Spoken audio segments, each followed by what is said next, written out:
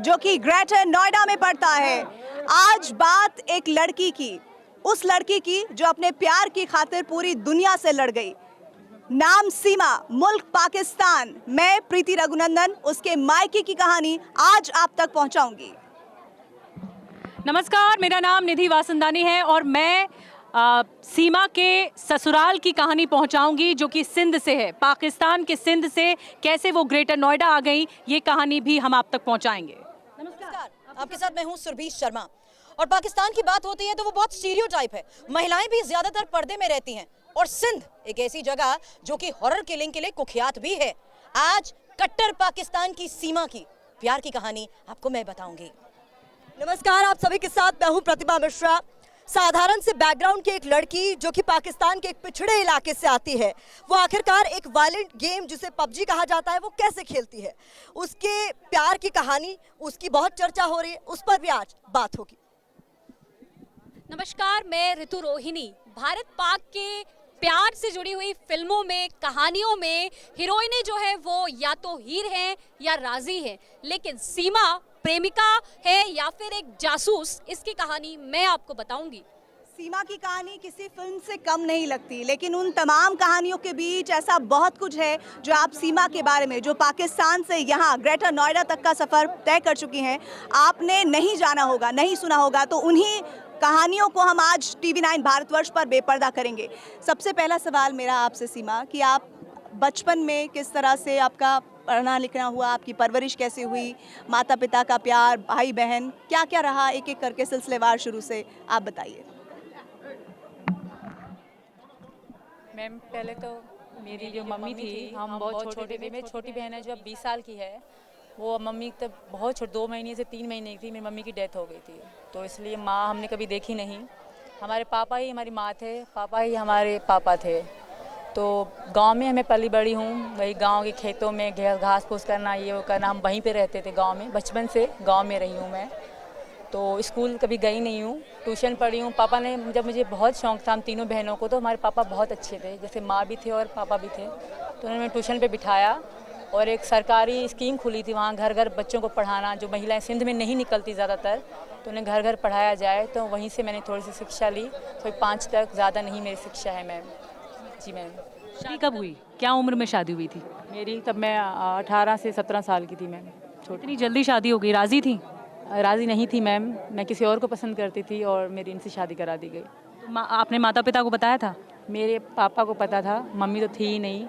तो हमारे यहाँ पसंद की शादी अगर किसी को पसंद करना क्राइम माना जाता है मैम, गांव में क्राइम ही माना जाता है। यहाँ तो उनकी कहीं दूर शादी कर देते हैं, कहीं भी कोई भी कैसा रिश्ता मिल जाए तो उनकी दूर शादी कर देते हैं। ससुराल भी सिंध में है? जी दूर है थोड़ा, पर सिंध में है। मेरा सवाल इस बात को लेकर है सीमा आपसे, जिस जगह पर आपकी परवरिश हुई है और जिस मुल्क में, जिस कट्टरता की हम बात करते हैं पाकिस्तान में, वहां रहते हुए आपने इस प्यार के लिए वो हिम्मत कैसे जुटाई? आपने कहा पहले आप किसी और से प्यार करती थी, उसके बाद शादी आपकी हैदर के साथ भी हुई, और सचिन के साथ जुड़ना, किस तरीके से उस प्यार के एहसास को समझते हुए आप इतना बड़ा कदम उठा पाई? मेरी पहले तो शुरू में तो मैंने नहीं सोचा था कि कभी मैं भारत आने का सोचूंगी भी। हम गेम खेलते थे साथ में, तो अच्छा लगता था इनके साथ, क्योंकि मैं अकेली रहती थी। मेरे पति तो दूसरे देश में थे, मेरे पापा ही थे, वो ऑटो रिक्शा चलाते थे। वो रात को आते थे और सोते थे, सुबह को चले जाते थे। तो हमारे 2 कमरे थे, छोटा सा घर था, ज़्यादा बड़ा घर नहीं था। तो इनके साथ गेम खेलना, बात करना अच्छा लगता था, क्योंकि अकेली रहती थी, बच्चे मेरे छोटे थे तो वो सो जाते थे, या वो मतलब बातचीत इतनी नहीं करते थे। तो मुझे इनके साथ इतना अच्छा लगता था टाइम स्पेंड करना, दिन में रात में हम बातें ही करते रहते थे। ये इंडिया दिखाते थे, मैं पाकिस्तान, तो मुझे बहुत अच्छा लगता था इनके से बात। नहीं, मुझे खुशी होती थी कि मैं किसी इंडियन लड़के से बात कर रही हूँ। एक फीलिंग अलग होती थी जब इनको मैं अपना देश दिखाती थी, अपने वहाँ पे शादी, ये फंक्शन दिखाती थी, तो ये भी इंटरेस्ट से देखते थे और मैं भी इंटरेस्ट से, ये यहाँ के त्यौहार वगैरह मुझे दिखाते थे कि आज हम होली मनाई इन्होंने, तो दिखाते, बहुत इंटरेस्ट, बहुत अच्छा लगता था मुझे। जिन लोगों के बीच आप रही हैं, उनकी सोच से तो आप वाकिफ थी कि किस तरीके से उनका नजरिया है, उनके रहते हुए ये कदम उठाना आसान था? मतलब मैं अकेली रहती थी मैम शहर में। शादी के बाद मैं शहर शिफ्ट हो गई। हमारे 2 कमरे का छोटा सा घर था, मैं और मेरे पापा रहते थे। हाँ, अगर गांव में होता तो इतना नहीं होता, क्योंकि गांव में फ़ोन रखना भी अलाउड नहीं था मैम। मैं कराची में थी तभी मैंने फ़ोन लिया था। मैं समझ पाई हूँ सचिन से आपके प्यार का जरिया पबजी बना। ये कैसे हो गया? एक लड़की जो कहती है कि मैं पढ़ी लिखी नहीं हूँ, मुझे कभी वो मौके नहीं मिले जो मुझे चाहिए थे कभी, लेकिन एक ऐसी गेम जिसे बहुत वायलेंट कैटेगरी का माना जाता है, वो आपको फ़ोन मिल जाना, फिर उतना डेटा मिल जाना, उतना समय मिल जाना कि आप पबजी जैसा गेम खेल पाती थी, और उससे आप कैसे सचिन से जुड़ पाए? मैम ज़्यादातर तो रात में ही पबजी खेली मैंने जब शुरू में ही डाउनलोड करी थी पबजी गेम। सब खेलते थे वहाँ पे, तो पबजी वहाँ सब खेलते थे। कुछ दोस्तें थी मेरी वो भी खेलती थी, कुछ मोहल्ले के लोग भी खेलते थे। पबजी बहुत अच्छी है, कोई कहता लड़कियाँ मिल जाती हैं, कोई ऐसे, मतलब बहुत मज़ा आता है। 4 लोग बैठ के खेलते थे तो बातें भी होती तो अच्छा लगता था। तो मैंने डाउनलोड करी, मेरा लड़का भी खेलता था और मैं भी। फिर अचानक से ये मेरे गेम में आ गए। अचानक से आ जाते हैं, रेंडम में मतलब बोलते हैं, तो 4 लोग जुड़ जाते हैं, 4 पार्टनर हो जाते हैं, फिर वो साथ मिल के खेलते हैं।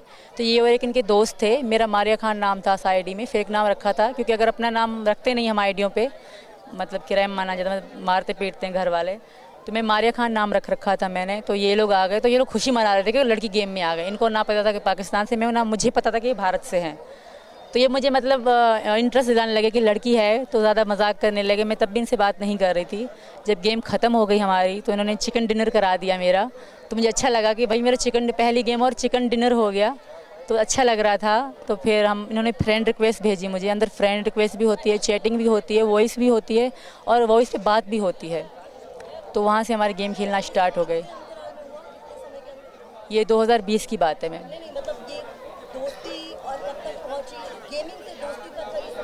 ये तकरीबन 1-1.5 महीने के बाद इन्होंने कहा कि जब भी तुम गेम खेलती हो, हम समय पे नहीं मिल पा रहे, तो अपना कांटेक्ट दे दो, मैं स्क्रीनशॉट ले लूँ, आपसे चैट करूँगा, मैसेज कर दूँगा, आप आ जाना। तो इन्होंने मुझसे कांटेक्ट लिया और मैंने इनका लिया, फिर हमने चैट करना शुरू कर दी। मैम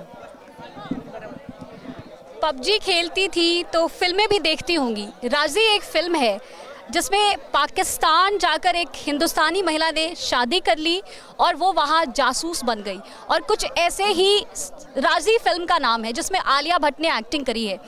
इंडियन मूवी है बॉलीवुड की।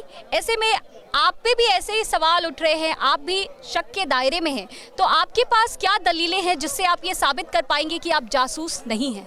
मेरी जो भी दलीलें हैं, जो भी चीज़ें मेरे साथ आई थी पाकिस्तान से, वो भी कस्टडी में है। तो कुछ तो हो गया है कंफर्म, कुछ भी कंफर्म हो जाएगा और मुझे यकीन है कि सच ही सामने आएगा। ऐसा कुछ भी नहीं है मैम। मैं इनकी मोहब्बत में यहाँ आई हूँ। मैंने कभी भी ज़िंदगी में ना जेल देखी थी, ना कभी पुलिस सामने देखी थी। ऐसा मैंने कभी ज़िंदगी में, ना ही मैंने कभी अपना फ़ोटो भी नेट पे डाला था। अगर कोई डालती भी थी तो प्राइवेट, सिर्फ मैं देख सकूँ और यही देख सके। तो आज मैं दुनिया मुझे देख रही है तो थोड़ा अजीब भी है मेरे लिए। तो ऐसा कुछ भी नहीं है मैम। आई थिंक, मुझे यकीन है इंडियन जो पुलिस हैं, जो यहाँ की काम कर रही हैं मेरे बारे में, वो सच सामने लाएंगे। अच्छा, एक और बात सीमा, जैसे आपने कहा कि ऐसी कोई बात नहीं है और अभी बहुत सारी चीज़ें साफ़ हुई हैं और हो जाएंगी, लेकिन जानकारी ये भी है जो चर्चाओं में है आपको लेकर कि आपके भाई पाकिस्तान आर्मी में है, इसलिए आपको लेकर कहा जा रहा है कि आप जासूस हो सकते हैं, जिस बात का जिक्र अभी हमारी सहयोगी रोहिणी ने भी किया। तो भाई आर्मी में कैसे जुड़ा, आप उनसे कितनी आपकी बातचीत है, क्या आपकी आपस में बातचीत में शेयर हुआ कि आर्मी को लेकर क्या तरीका है, पाकिस्तान में कैसे काम होता है, क्या नहीं होता है? बहुत सारी बातें हैं जो आपको शक के दायरे में भी लाती हैं। जी मैम, ऐसा कुछ भी नहीं है। मेरे पापा की इच्छा थी, क्योंकि मेरे भैया को जॉब नहीं मिल रही थी। मेरे भैया हाइट के लंबे और अच्छे हैं, स्मार्ट हैं, 22 साल के हैं, वो ज़्यादा बड़े भी नहीं हैं। तो उनकी मतलब जॉब नहीं, जो हमारे लड़कों को जॉब नहीं मिलती तो वो फ़ौज में ही भर्ती होते हैं। तो ये मैंने खुद ही सच बताया था और वो अभी भर्ती हुए 2022 में। अभी वो कंफर्म भी नहीं हुए कि आगे वो जाएंगे कि नहीं। अभी उनकी चल रही है, उनकी ज़्यादा सैलरी भी नहीं थी, अभी वो वाकई फ़ौज में भर्ती हुए हैं। नहीं। और आप हिंदुस्तान में आ चुकी हैं, बताया आपने? नहीं, मैं किसी को, मेरे घर वालों को किसी को पता नहीं था। आपके जो पति हैं हैदर, वो जुड़े थे TV9 भारतवर्ष के साथ। उन्होंने कहा कि हम सिंध से कराची चले गए। क्यों चले गए और कहाँ रह रहे थे? क्या परिवार साथ गया था? परिवार साथ कोई भी नहीं आया था। इनके जो गांव हैं, ससुराल से कोई नहीं आया? नहीं, कभी भी मैं उनके साथ नहीं रही। मैं इनके कराची में नहीं रही आप? उनके साथ कभी भी रही मैं कराची में, पर उनके साथ कभी ना रही। इनके गांव हम गए थे एक ही बार, मेरा लड़का हुआ था। तो इनके गांव में कत्ल आम है, लड़की को मारना बिल्कुल ही आम है। इनके जो इनका गांव है ना जेकमाबाद, वहाँ लड़की को मारना जैसे मच्छर मार दिया आपने, ऐसे है, मार देते हैं और कोई इनको रोने भी नहीं देते परिवार को। पाकिस्तान में अभी कहाँ रह रही थी? मैं कराची शहर में शादी के बाद। इसी डर से मैं हैदर साहब के साथ रह रही थी? जी, इसी डर से मैंने हैदर से रिक्वेस्ट करी कि हम यहाँ नहीं रहेंगे, क्योंकि कल हमें बच्चे होंगे तो उन पे क्या असर पड़ेगा। वहाँ स्कूल भी नहीं है पहली बात, कोई भी मतलब वो नहीं है, जैसे शहर होता है, बहुत दूर शहर है जगमाबाद, ये बिल्कुल जंगल में रहते हैं क्योंकि सब किराए में लड़कियां मारते हैं। यहाँ पे आम था लड़की। कितने बच्चे हैं? मेरे 4 बच्चे हैं मैम। तो आप अभी हैदर साहब को जब बच्चों के बाद तो रह रही थी ना आप कराची में, हैदर साहब के साथ ही रह रही? नहीं, हैदर सऊदी अरब में 19 में वो चले गए थे, अब 2019 में चले गए जी अब तक नहीं आए थे। और 2019 में ही आप नेपाल गई थी? नहीं, मैं 2023 में आई थी मैम। शुरू में मैं 20 में इनसे मिली थी। शुरू में मेरा कोई इरादा नहीं था कि मैं इनसे इतना प्यार होगा या मैं यहाँ पे आऊँगी, ऐसा कुछ भी नहीं था हमारे बीच। हम खाली फ्रेंड थे, फ्रेंड ही रहे 1 साल 1.5 साल तक। फिर जब मतलब मुझे लगा, और मेरे पापा की डेथ होने के बाद ख़ास तौर, तो मैं अकेली सी हो गई मैम। कब हुई डेथ? उनकी 2022 में हुई थी, दिसंबर में।